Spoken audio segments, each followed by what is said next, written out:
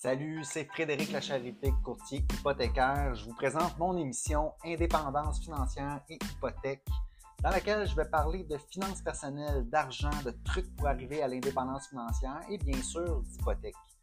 Je m'adresse à ceux qui veulent s'enrichir, qui veulent prendre leurs finances en main. Je m'adresse à la classe moyenne, ceux qui veulent sortir du rat race. Je vous transmettrai ma formule pour atteindre l'indépendance financière. Donc, je vous invite à vous abonner à ce podcast. Ce sera un honneur pour moi de vous parler d'indépendance financière et d'hypothèque. Alors, bonjour à tous et bienvenue dans un nouvel épisode d'Indépendance financière et hypothèque. Je suis Frédéric Lacharité, courtier hypothécaire à Montréal et au Québec. OK, ça c'est mon introduction que je fais là à chacune de mes émissions. Aujourd'hui, ça va être un peu différent. Mon sujet, c'est ce que j'ai à vendre, mes motivations et intérêts derrière le podcast. Je vous raconte pourquoi je veux parler de ça aujourd'hui. J'ai écouté dernièrement des épisodes du podcast de Pat Raymond, financièrement parlant. Puis lui, souvent, dans ses épisodes, il dit « Moi, j'ai rien à vendre ». Il a travaillé dans les services financiers dans le passé, puis maintenant, il est à la retraite. Donc, puis à chaque fois qu'il dit ça, tu sais, ça me fait penser à mon propre podcast. Puis effectivement, moi, dans mon podcast, mes motivations, intérêts derrière mes émissions, j'ai quelque chose à vendre. Donc, je veux parler de ça aujourd'hui. C'est quoi que j'ai à vendre? Pourquoi que je fais les émissions que vous écoutez? Ben voilà, c'est de ça que je veux parler. Donc, je me lance. Puis aujourd'hui, là, je vais essayer de... Je voudrais pas éditer mon podcast. Ça, c'est une autre chose que je fais. J'enlève souvent les silences. Je passe beaucoup de temps à peaufiner, enlever les choses que je dis parfois en double quand je fais mes podcasts. Je suis pas un professionnel des communications, de la radio. Et puis, on dirait que ça me met en confiance de faire ça. Mais là, je vais essayer d'y aller one shot. Je vais juste parler, puis ça va être ça, mon épisode aujourd'hui. J'ai pas de script aussi. Ça, c'est une autre chose que j'ai fait dans les 2-3 derniers épisodes. Je me suis fait un script, puis là, j'essayais de le dire de la façon la plus naturelle possible. Puis ça, c'était dans l'optique que ça me prenne moins de temps, justement, pour l'éditer. Ça donne le résultat que ça donne, parce que parfois, l'intonation, quand on lit, bon, moi, je suis pas... un acteur, je pense que c'est beaucoup plus naturel quand je parle comme ça.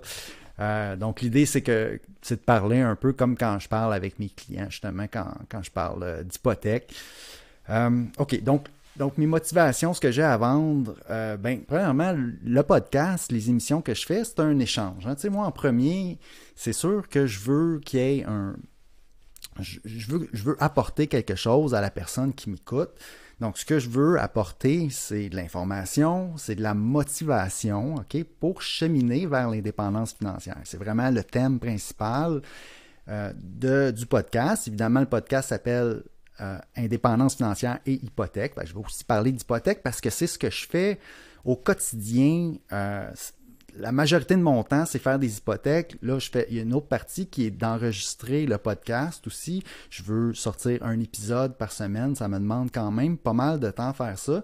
Donc là, je partage la majorité de mon temps entre ces deux choses-là. Puis j'ai d'autres petites choses aussi, évidemment, que je dois faire. Mais bref, donc l'information, la motivation pour vous aider à cheminer vers l'indépendance financière, c'est ce que je veux apporter. Principalement, c'est la raison, je pense, qui devrait vous motiver à écouter d'autres épisodes. Aussi, ultimement, un autre bénéfice pour vous, c'est d'avoir une personne de confiance, une personne que vous connaissez bien, à qui demander des conseils pour votre hypothèque. Bon, c'est parce qu'évidemment, si c'est quelqu'un qui écoute tous les épisodes, chacun des épisodes à chaque semaine, vous allez finir par me connaître, OK? Parce que j'y vais de façon très personnelle quand je parle dans mon podcast. Bon, là, je suis dans mon bureau, je suis devant mon ordinateur, tout ça, je vois pas personne. Mais ce que je dis, c'est très personnel à moi. Quelqu'un qui va écouter tous les épisodes va me connaître mieux que beaucoup de gens qui me connaissent dans la vraie vie, on va dire. Donc, puis la confiance, souvent, ça commence là, ça commence de connaître quelqu'un. Quand on connaît quelqu'un, déjà, il y a un niveau de confiance qui s'installe dans le courtage hypothécaire, dans les services financiers. C'est important, encore plus particulièrement, puis ça, je vais en reparler tantôt. Donc, une autre chose que ça peut vous apporter, c'est que ça l'ajoute peut-être une personne en qui vous pouvez avoir confiance pour justement des conseils pour votre hypothèque. Bon, puis là, là, je reviens à mes motivations, mes intérêts, parce que je veux être vraiment transparent. L'idée première d'enregistrer un podcast, de publier ça, c'est de me faire connaître. Évidemment, si je reste chez nous puis que je dis pas à personne que je suis courtier hypothécaire, j'aurai pas nécessairement de clients. Donc, évidemment que l'idée de faire un podcast, c'est éventuellement que les gens me connaissent, puis peut-être d'avoir des clients qui ont besoin d'un prêt hypothécaire à travers ça. Donc, c'est évident. Ensuite, l'idée aussi pourquoi que je veux enregistrer un podcast, moi j'en écoute moi-même beaucoup de podcasts, j'écoute des livres audio, moi c'est vraiment un format qui me convient vraiment, c'est ce que j'aime. Donc pour moi c'était un bon fit dans le fond quand vient le temps de partager mes connaissances, mon expérience, puis l'autre chose que ça m'apporte d'enregistrer le podcast, c'est justement ça, c'est que j'ai le goût de partager mes connaissances, mon expérience sur un sujet qui me passionne, les finances personnelles. Les finances personnelles, c'est un sujet que j'étudie en lisant des livres depuis très longtemps, toute ma carrière comme développeur logiciel, comment investir, comment faire tout plein de choses avec l'argent, ça m'a toujours fasciné. Puis là, l'idée, ce que j'en retire en enregistrant ça, c'est que je peux en parler, je peux le partager. Puis s'il y a d'autres personnes qui, comme moi, sont très intéressées par ces sujets-là, peut-être qu'il y a moyen d'avoir un lien comme ça. Donc, c'est de trouver d'autres enthousiastes des finances personnelles. Puis, je rencontre des gens qui ont un peu le même...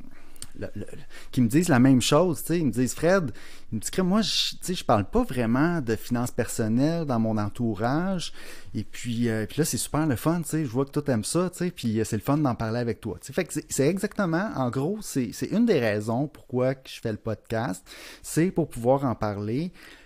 J'ai une fierté aussi par rapport à partager mon histoire. Moi, depuis quelques années, c'est ça, j'ai atteint un niveau de l'indépendance financière. Ça m'a permis de quitter mon 9 à 5. Ça m'a permis de me lancer dans les services financiers vraiment pour aider les gens avec leurs finances personnelles, avec leur hypothèque plus spécifiquement.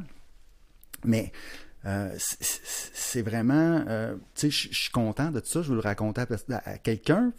Donc, puis quand on rencontre quelqu'un, c'est pas nécessairement, s'il nous pose pas la question, on va pas y parler nécessairement de lui parler à quel point que, on est heureux, puis qu'on a réussi à faire ce qu'on aime dans la vie, puis etc. Donc, moi, d'avoir une émission, puis de pouvoir en parler, c'est mon émission, je peux faire ce que je veux, je peux le dire, là.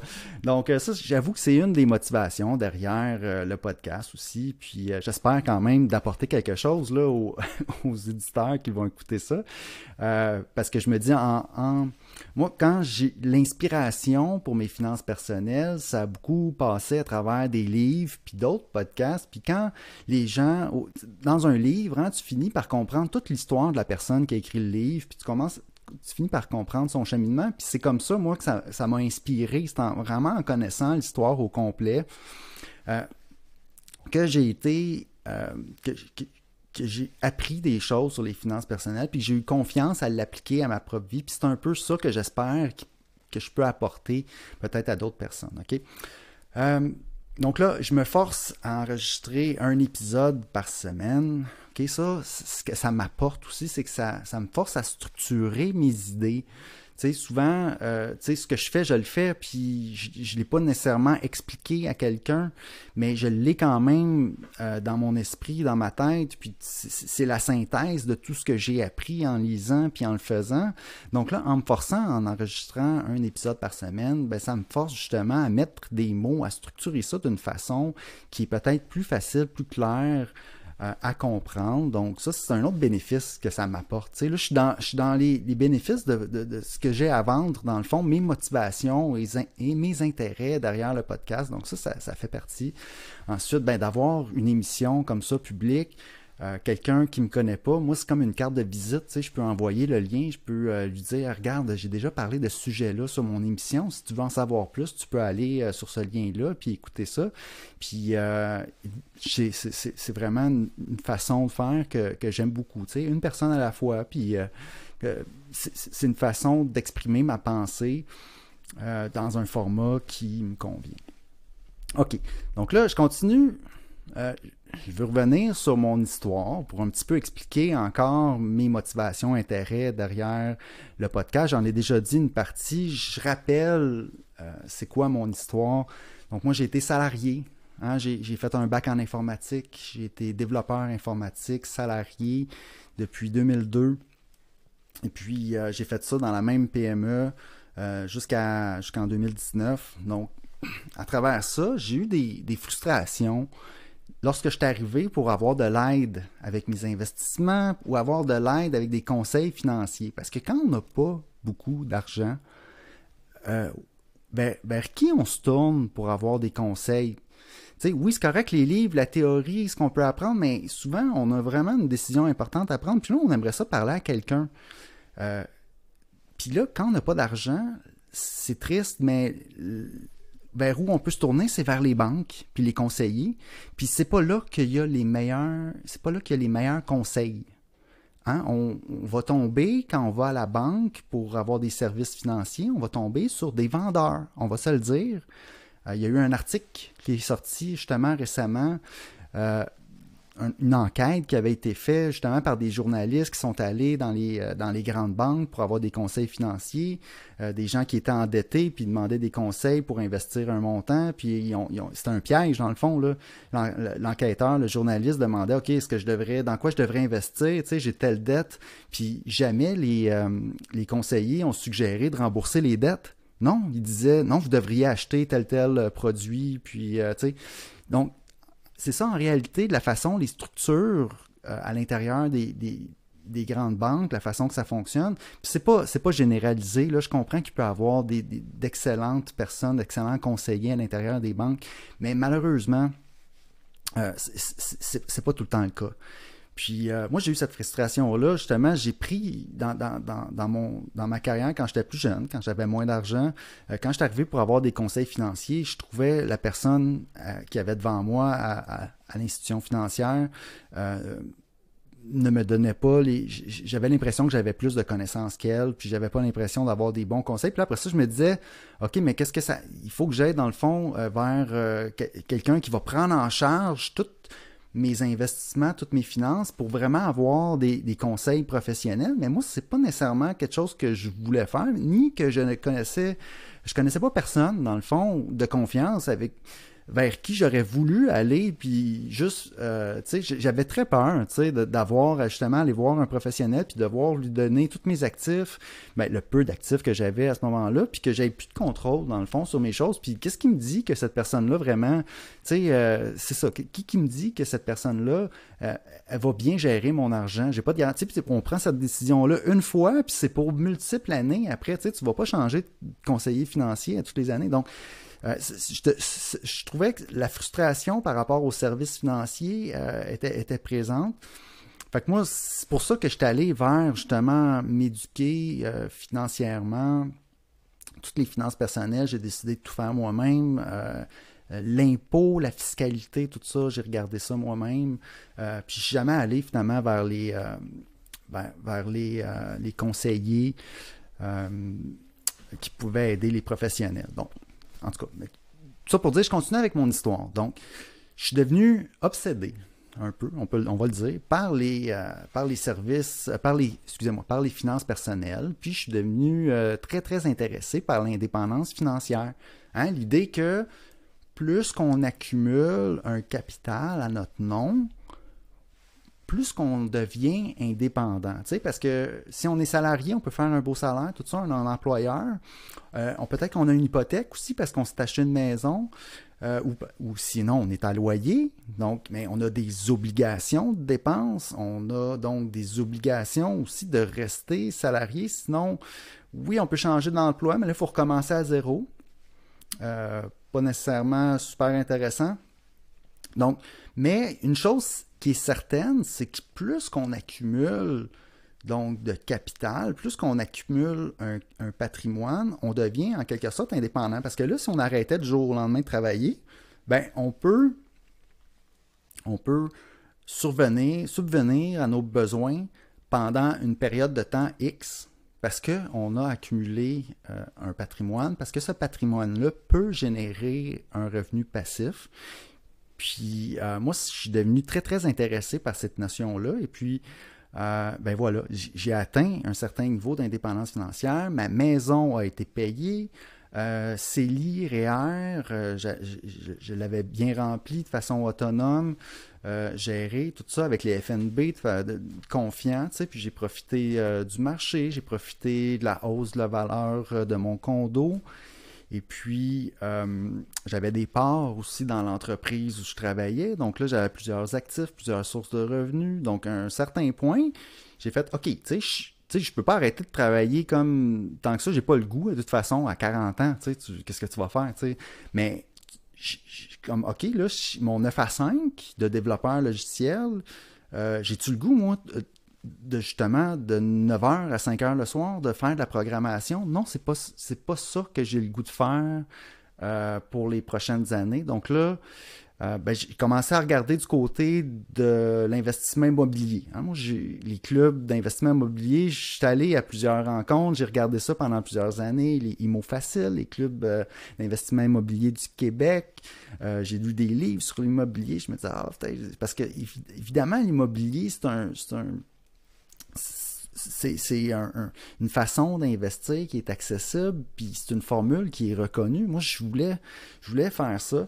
Par contre, je ne suis pas allé à fond là-dedans. Je me suis jamais acheté d'immeuble à revenus parce que, bon, moi, je suis développeur informatique. Moi, je suis bon devant mon ordinateur. Chez nous, je suis comme organisé, tout ça, techno, quand vient le temps de faire des travaux, quand vient le temps de... Bon, puis je sais que l'immobilier, ce n'est pas que faire des travaux ou être manuel, ou en tout cas, mais reste que c'est un investissement qui est un peu actif, qui te fait sortir de chez vous, puis tu dois dealer avec des locataires. Bref, je suis jamais allé finalement vers ça. J'ai voulu faire du prêt, par contre, pour des projets immobiliers, donc du prêt privé. Donc, prêter mon argent pour des flips, pour des optimisations. Donc, j'ai commencé à faire ça. Puis là, en faisant ça, je trouvais ça intéressant parce que là, je pouvais profiter justement de mon argent, puis je pouvais investir de cette façon-là dans l'immobilier. C'est une façon qui est un peu méconnue, puis qui peut quand même générer un revenu passif. Puis après ça, ben je pouvais contrôler chacun des investissements que je faisais. Je trouvais ça intéressant parce que c'est un peu faire, les prêts privés, c'est un peu faire de l'immobilier.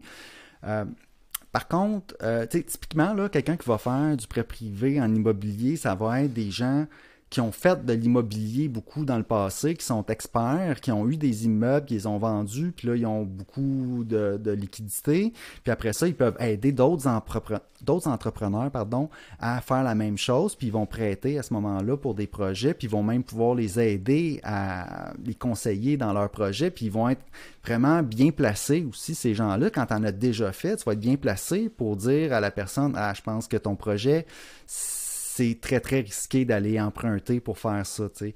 Ou, tu sais, voir la viabilité des projets. Donc, j'ai commencé à faire du prêt. Puis là, je me disais, OK, peut-être les chiffres, le financement, c'est peut-être plus le côté qui m'irait mieux, tu sais, qui irait mieux à ma personnalité, parce que, bon, l'informatique, les chiffres, etc., la finance qui m'intéressait beaucoup. Fait que là, je me suis dit, je vais aller faire le cours de courtage hypothécaire. Peut-être ça va m'aider. Peut-être je pourrais me lancer ma business de prêteur privé après.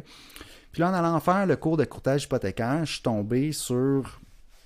c'est ça, une profession que je trouvais qui m'allait extrêmement bien. Quand j'ai vu c'était quoi un courtier hypothécaire, tu sais, avant de faire le cours, là, j'aurais jamais pensé, j'étais comme, tu sais, les courtiers hypothécaires, ils veulent juste te prêter de l'argent, là, tu sais, c'est pas, je voyais pas ça d'un bon œil du tout, du tout.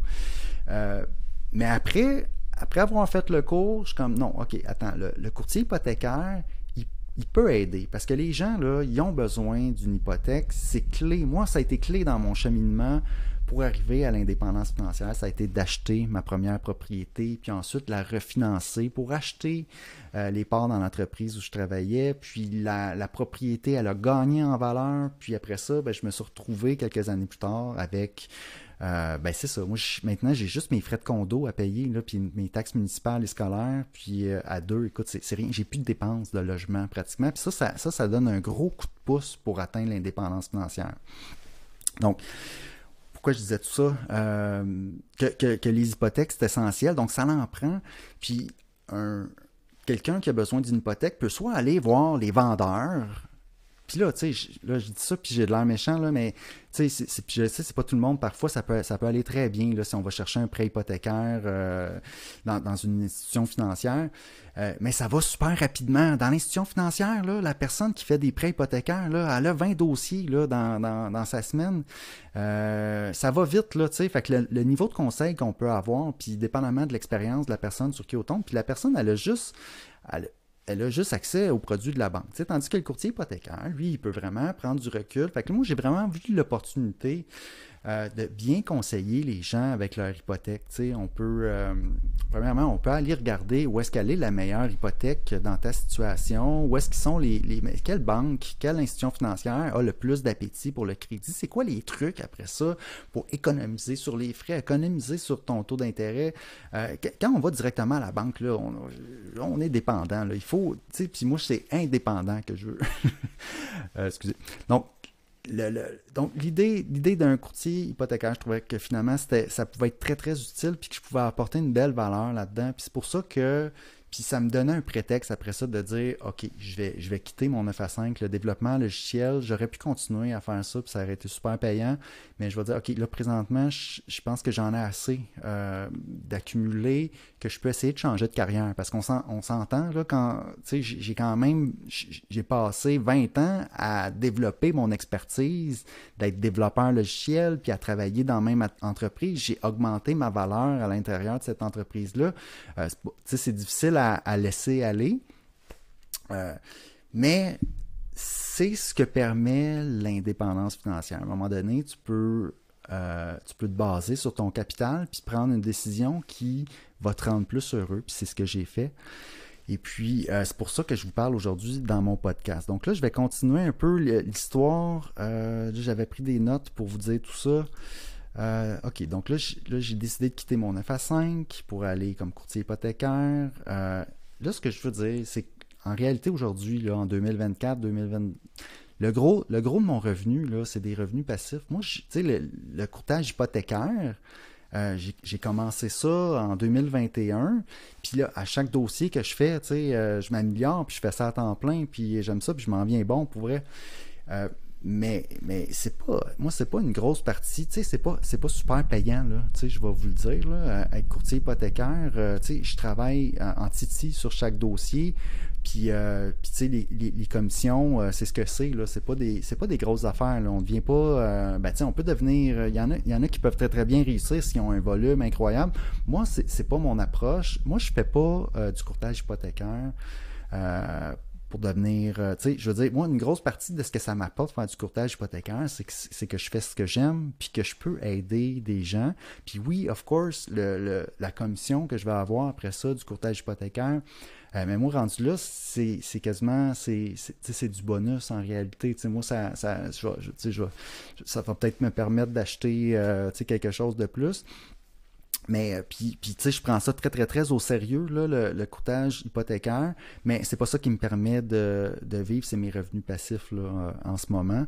Et puis c'est ça que je veux communiquer avec vous, ok? Puis mon temps est partagé, ça je l'ai déjà dit entre le podcast puis les hypothèques.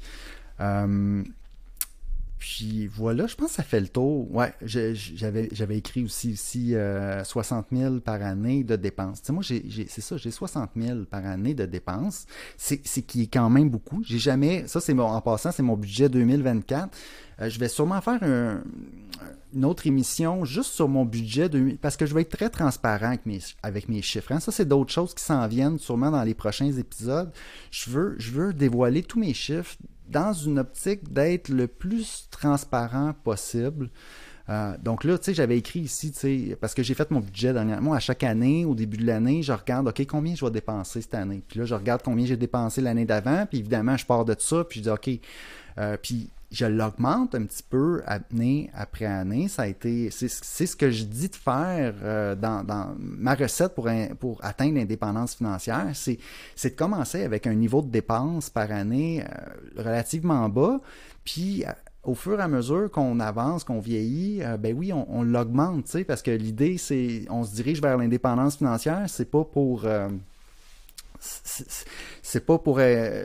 pas dépenser toute notre vie. Là. Moi, l'idée, c'est d'augmenter notre niveau de vie un petit peu à chaque année. Puis là, ben moi, c'est ça. Je suis rendu à 60 000 par année que j'ai besoin. C'est ça que j'ai calculé. Même un peu moins que ça. J'étais comme à 50 quelques mille. Il me semble que ça me faisait quelque chose comme 4 000 quelque chose là, que je devais retirer pour mes dépenses chaque année. Puis ça, là-dedans, j'ai pratiquement rien pour mon logement. Fait que, vous pouvez calculer qu'il y en a une bonne grosse partie qui passe en voyage. Parce que là, ça, c'est quelque chose, justement, depuis 2019, avec ma conjointe. Ça, c'est une autre chose que j'ai pas parlé, mais depuis 2019, j'ai rencontré Marie-Lou, ma conjointe. Puis ça a été un gros changement dans ma vie avec sa fille Zoé, qui a 12 ans maintenant.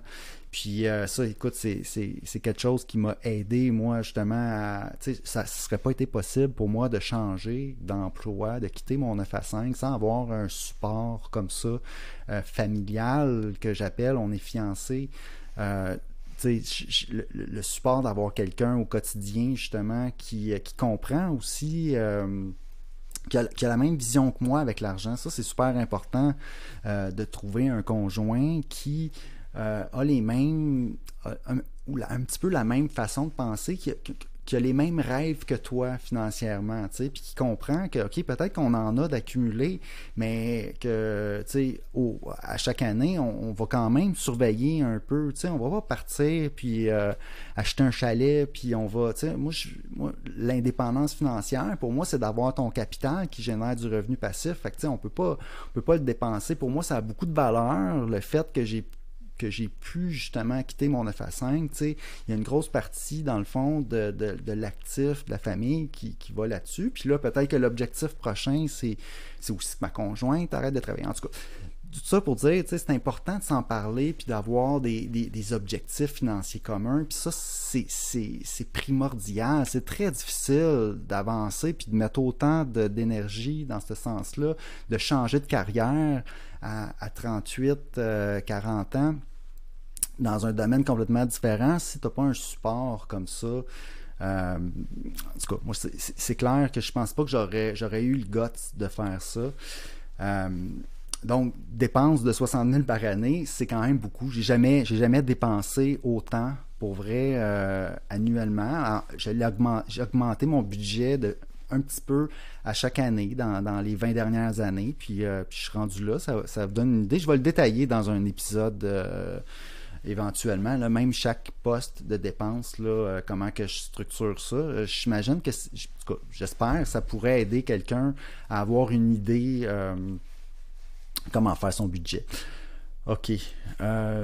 Donc, ce qui s'en vient, dans le fond, c'est ça, là, j'ai beaucoup d'idées. Là, tu sais, je fais du courtage hypothécaire, je fais le podcast.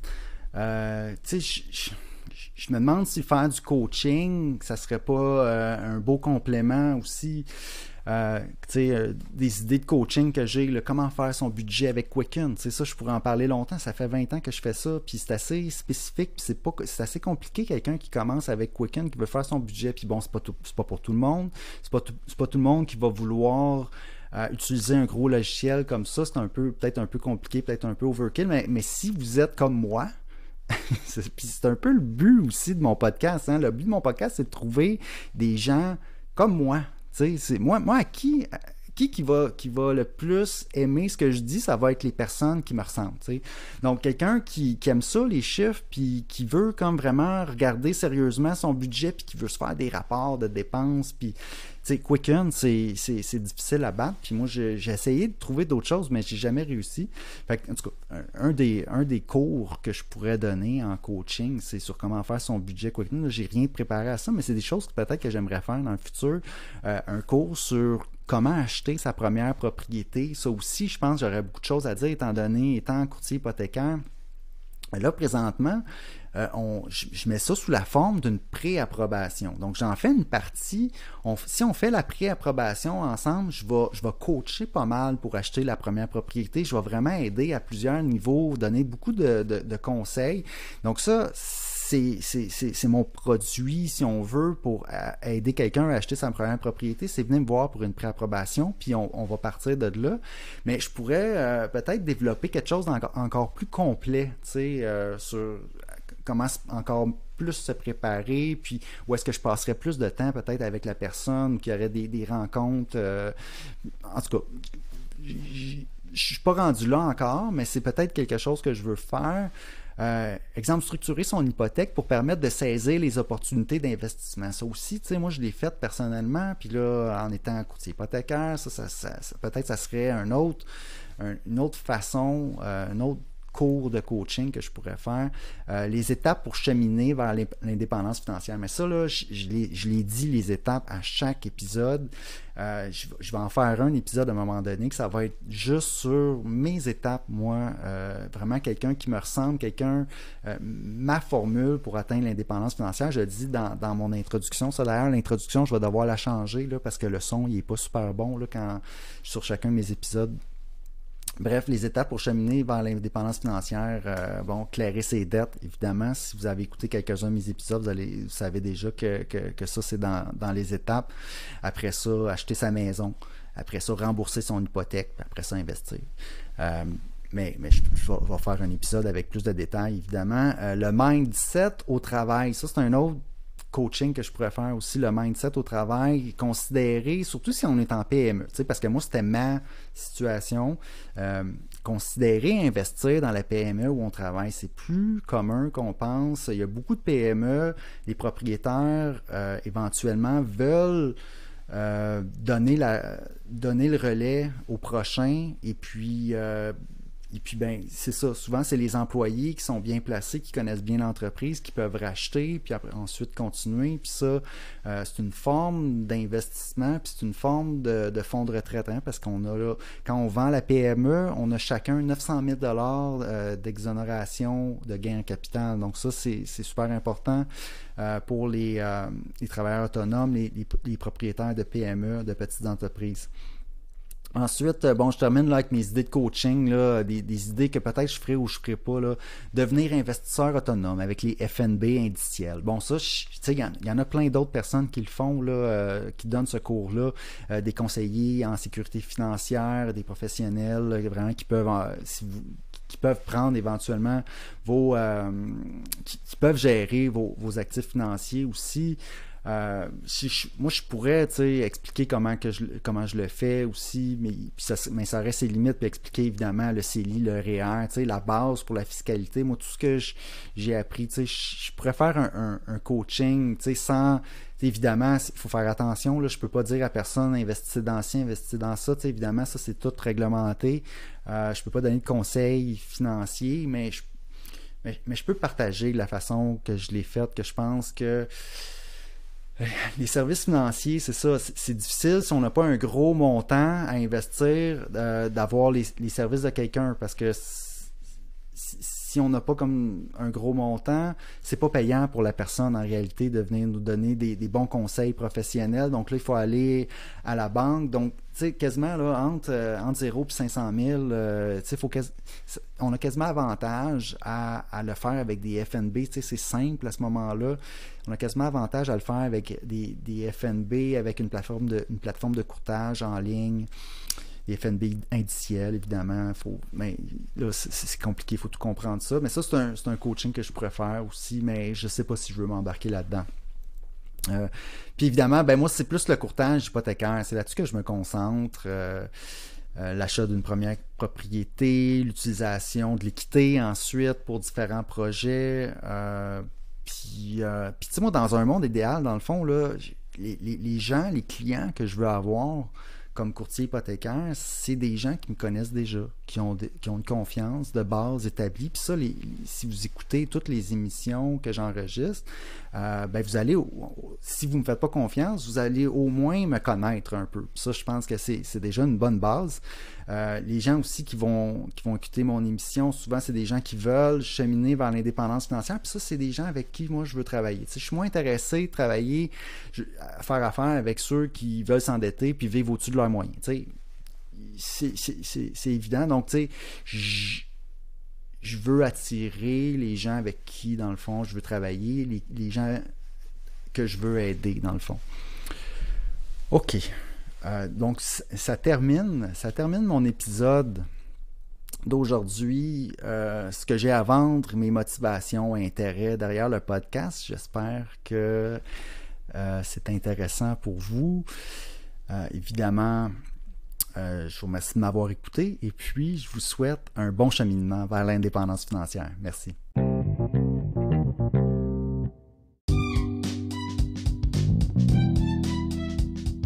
Alors, si vous avez apprécié l'émission, je vous invite à vous abonner.